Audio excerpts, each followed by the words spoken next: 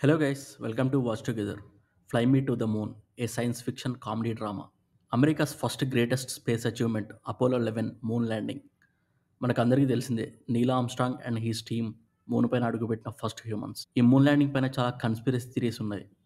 ఆ moon landing footage fake అని, Russians America పైన ఆ మూన్ ల్యాండింగ్ ఫుటేజ్ ఒక సెట్ వేసి రికార్డ్ చేశారని అలిగేషన్స్ కూడా చేసింది.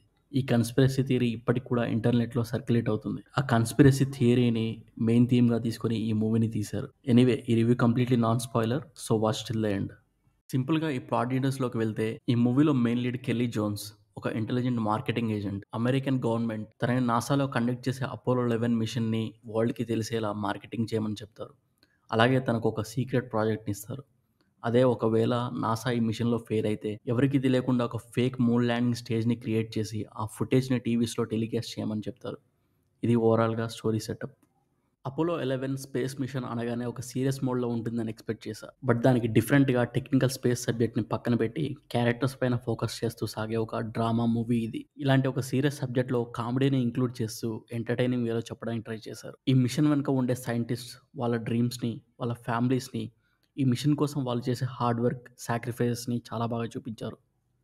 ఈ మూన్ ల్యాండింగ్ సక్సెస్ అవ్వడం అమెరికా గవర్నమెంట్‌కి ఎంత ఇంపార్టెంట్ అనే యాస్పెక్ట్‌ని బాగా ఎక్స్‌ప్లోర్ చేశారు. ఒక పొలిటికల్ డ్రామా అయితే ఈ మూవీలో చిన్న సబ్‌ప్లాట్‌గా నడుస్తూ ఉంటుంది. Main lead characters Kelly and coal Davis మధ్య అండర్‌లయింగ్‌గా ఒక లవ్ స్టోరీ రన్ అవుతూ ఉంటుంది.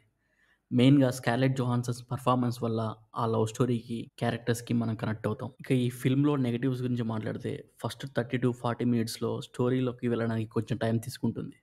బట్ మనం ఒకసారి ఆ కాన్ఫ్లిక్ట్ పాయింట్‌కి హుక్ అయితే మూవీ ఇంట్రెస్టింగ్‌గా, ఎంగేజింగ్‌గా అనిపిస్తుంది. Through out the movie facing issues అయితే ఉంటాయి. కొంచెం నరేషన్ స్లోగా అనిపిస్తుంది. బట్ మరీ బోరింగ్ అయితే ఉండదు. ఈ ఫిల్మ్ 1967 టైమ్ పీరియడ్‌లో జరుగుతూ ఉంటుంది. బట్ నాకైతే ఆ పీరియాడిక్ ఫిల్మ్ చూస్తున్న ఫీల్ రాలేదు.